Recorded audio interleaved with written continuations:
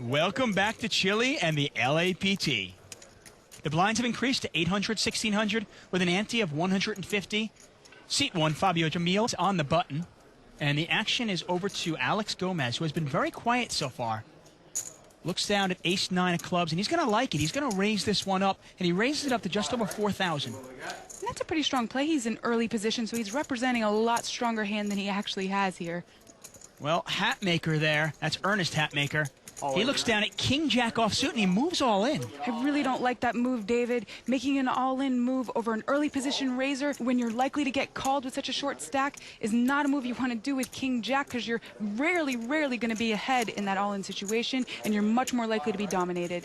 Well, Gomez calls almost immediately there. It was only 7,250 to call. The pot is now 26,350. And you can see that Gomez is a favorite. He's probably happy to be a favorite in that situation. He probably expected to be behind and only called because he had the odds to do so. Well, Queen, Queen, 8, rainbow board. No help there for Hatmaker. Hatmaker's going to need a king or a jack. That gives him 6 outs to win. Oh, there's the jack of hearts on the turn. And he is now taking a commanding lead. And Gomez will need a 10 to make a straight or an ace to make a higher 2 pair, or Hatmaker will double up. The river's another jack. Hatmaker fills up, and you can see how excited he is. But it just doesn't seem like the best hand can hold here in Viña del Mar. No choice. Well, Gomez had a plan. He was going to play aggressive, and he did. He got his money in good, but unfortunately for him, it didn't hold up. And Hatmaker collects Gomez's chips. Gomez is one of the few players left in the tournament who could actually afford to take that hit. And indeed, he still has a healthy chip stack to play poker with. But poker wasn't always how the Brazilian intended to make his living. Eu era advogado. Tinha alguns tios meus que eram advogados, meu avô era juiz. Eu trabalhava no escritório, eu tinha 2 sócios no escritório, então tinha uma série de responsabilidades e comprometimentos. Poker era como se fosse uma brincadeira entre amigos, era uma coisa como se fosse um hobby, assim, uma coisa que a gente brincava uma vez por semana. Aos poucos fui me interessando mais, aprendendo mais e lendo bastante sobre o jogo. Foi quando depois eu tive meu primeiro contato com o poker online que eu comecei a jogar mais realmente. Foram vários acontecimentos consecutivos que me levaram a um determinado momento que eu falei, peraí, eu tenho que fazer uma opção, ou vou fazer isso ou vou fazer aquilo, ou vou advogar e vou encarar como um hobby, ou vou jogar poker e vou esquecer da advocacia porque não tenho como fazer as duas coisas simultâneas da forma como deveriam ser feitas. Perfeito. Sim, eu hoje sou profissional de poker. Opção não só profissional, mas pessoal. Tô tendo o privilégio de fazer coisas que talvez eu não fizesse tão cedo na minha vida, de conhecer pessoas, meios e lugares. No problem. Com certeza, eu tô muito feliz, creio que tenha feito a escolha perfeita e correta, acho que tá no tempo certo. Sinceramente falando, eu acredito que eu sou o melhor jogador de pôquer do que eu era advogado, proporcionalmente. I don't know how many cases Gomez ever won, but I do know that he's got over $1.5 million in tournament earnings in the last year alone. And he's got 60,000 chips to work with today. Damian Salas, though, he's our chip leader. Other notable players there, including Leo Fernandez, and he is on life support with under 10,000 in chips. And speaking of Leo Fernandez, he is all in with King-Jack offsuit, and he's in bad shape against Ariel Celestino. Yeah, against pocket queens, he's only got 1 overcard. He's hoping for one of the 3 remaining kings to win this one, which gives him about a 28% chance to survive. Well, there's the flop, and that looks really bad for Leo Fernandez. A set of queens for Celestino there. 3 queens. Fernandez is going to need running cards to make some sort of a straight, huh? Basically drawing dead at this point. It's not a good spot for him. You know, when you see the pocket queens and then the queen on the flop, you pretty much start getting up out of your chair. Well, he's drawing dead now. 4 spades on the turn, seals his fate. Full house for Celestino, and Leo Fernandez is going to the door. No money for him. The top 27 players will cash. Bye-bye. Leo Fernandez says goodbye to his friend Veronica Daboul. Wishes her good luck as he takes a long walk out of the tournament room. And we go from one all-in player to another one here, and this one's Roberto Brenes. He's all in with ace-7 offsuit. And the action's going to be over to Anthony Spinella. And he's going to have to make a tough call here from the big blind, and he is going to make this call with ace-9 of hearts. And he is way ahead of Brenes, isn't he? Absolutely. Brenes will need one of the 3 sevens left in the deck or some version of a spade or club flush. That leaves him with a 29% chance to survive. Well, we haven't seen the best hand hold up much today, so Brenes still has some hope.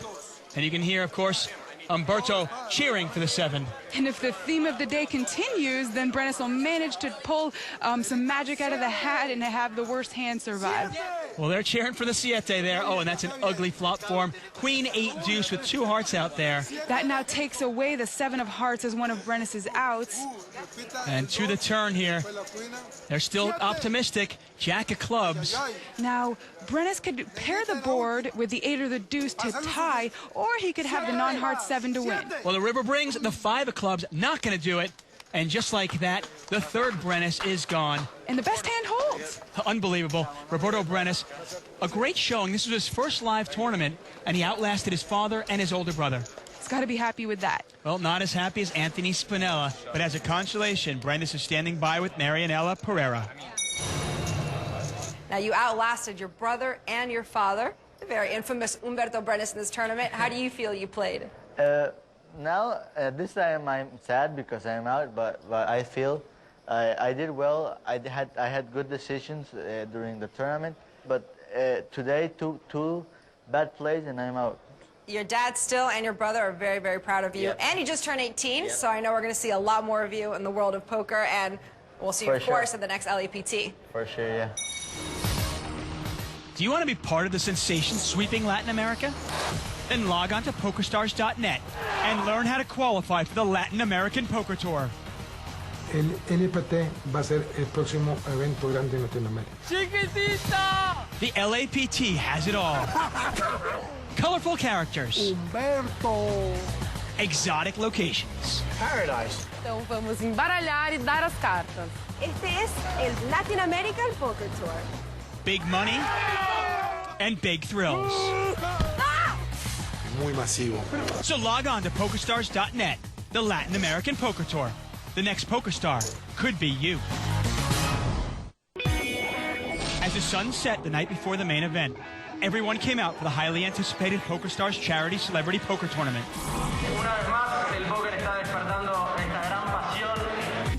Some of Latin America's most famous faces came to play for charity. Stars like Argentinian soccer legend Claudio Borghi and Chilean top model Maria Eugenia Larraín, all looking to test their poker skills against the pros. The festivities were properly kicked off with plenty of cocktails, food, and laughter. But soon, it was time for everyone to put on their game faces. Claudio Borghi was an aggressive force at the start, eliminating both TV personality Eduardo Riveros and Veronica Dabul. Suerte para todos. The ladies had the support of the crowd. Mother-daughter team and Chilean actresses Liliana Ross and Vanessa Miller both found their groove and outlasted the other women. But it was Humberto Brenes who ran the show. With both his experience and his sharks on his side, Brenes knocked out Alex Gomez and the last lady standing, Vanessa Miller. And the excitement continued into the heads-up match between Brenes and TV and film celebrity Alexis Ayala. Brenes' sharks could not save him this time, though. Suerte a todos y muchas gracias. And Ayala walked away with the victory. But the biggest winner of the evening was Inteco Para Mi País, which received $20,000 toward its mission to eliminate poverty and improve the quality of life throughout Latin America. Indeed, good times, good money, good cause. The women were a force in that tournament, and they are quite a force today as well. 46 players remain, and of that, 5 are women. And of course, this is Maria Stern, and she has a chance to knock out Ismael Bojang. And with a board of 4, 5, 8 deuce, Bojang is looking for a queen to win or a 3, which would give both a straight and split the pot. Well, there's a 5 of spades on the river, and Maria Stern is going to win the pot, sending Mr. Bojang to the rail. And the ladies continue to rake in the chips. And Maria Stern, remember she's a World Series of Poker bracelet winner, will now feel quite comfortable with her chip stack of 47,000. And there is Samaro Dali there, 34 years old from Santiago, Chile, and she is watching on as Shirley Rosario. She has got her tournament life on the line. Rosario comes from Los Angeles, and she's in a hand with Anthony Spinella, but she's not going to survive this one.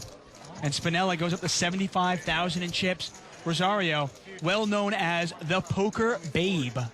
Clearly not the result she wanted. And it looks as though another woman has just been eliminated. Melina Villegas from Costa Rica was just taken out by Jose Paz from Bolivia.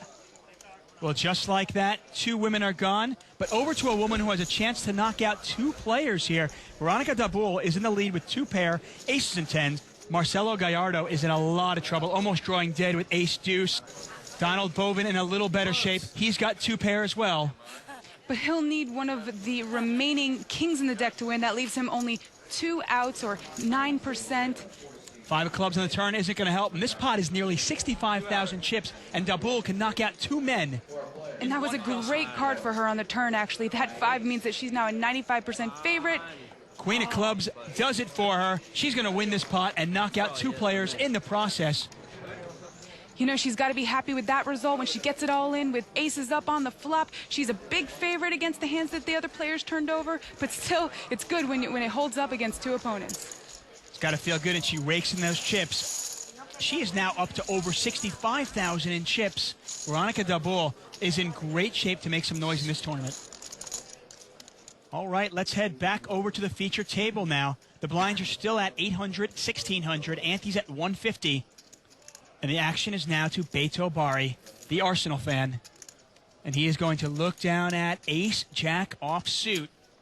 What do you think of ace-jack, Vanessa? It's a dangerous hand. It's a hard hand to play, especially for beginners, especially in early position. What do you mean by position? Well, David, players in early position have to act first, while players in late position get to act last. And obviously, if you're acting last, inherently you have an advantage. Absolutely. Well, Leandro Ballochin has picked up ace-queen in position on Bari, and he's going to call this raise. And we're going to see this pot heads up between Bari and Ballochin. As you can see, Ballochin is a big favorite in this hand at 75%. Interesting flop here. Ace, 7-7. Both players flop 2 pair, but obviously Ballochin way ahead here with the queen kicker. Except that's a tricky flop for Bari. I mean, if you look here, he's got aces and 7s. Who knows if he'll be able to get away from his jack kicker? Tough spot, of course. And we get a bet here from Bari. Ballochin decides to call. Deuce of spades on the turn changes nothing here. And does Bari still think he's ahead? Probably. I mean, he's got to think that if he was facing a 7 or a bigger ace, he would have been raised on the flop. Well, he bets 10,000 on the turn. And now Ballochin he's really put to the test, isn't he? Right? I mean, Ballochin's thinking to himself, I mean, do I even have the best hand here? Could I be against ace-king or even a 7? Well, I guess he doesn't believe Bari because Ballochin decides to raise. And that raise inherently puts Bari all in if Bari wants to call. This will be a really tough laydown, David. He's got 2 pair, aces and 7s with a jack kicker. But it's laydowns like this that allow players to go on and win tournaments. Tough spot to be in. And Bari, great laydown. He lays down the ace-jack. You really got to hand it to him. That's a tough laydown. Not a lot of players are capable of that. And Ballochin, he called him on his hand. He actually said, did you have ace-jack? And he was right on the money. Great play by both players. Speaking of ace-jack, let's head out to the field where Alex Manzano is all in with ace-jack suited against Spinella's pocket kings. Manzano's heart must have dropped when he saw that he got called by pocket kings, which means he's hoping for one of the 3 remaining aces in the deck. Yeah, well, he's all in here. It's in a monster pot, 117,000 chips, all safe there, 886 rainbow on the flop. Great flop for Spinella. You love it when it comes out babies like that. Now he's in the lead with 84%. Well, the 4 spades, you can't like that one now, because now there's more outs for Manzano, right? Yeah, he picks up the 9 remaining spades in the deck for a flush. 12 outs for him. Any ace, any spade? But it's the 10 of hearts, and Spinella. Oh, wait a second. What just happened here, Vanessa? Wow, it looks like the dealer forgot to burn the card. So the 10 was actually supposed to be the burn card, which means that's actually not the true river card. I think they're going to correct the mistake here. And as fate would have it, the actual true river card was the ace of hearts, and that means Manzano doubles up. Like a dagger, the ace of hearts goes in Spinella's heart. Unbelievable. And Spinella is absolutely crushed. What a reversal of fortunes. Manzano rakes in the monster pot, and Spinella is forced to take a break and walk away from the table. Probably a wise move.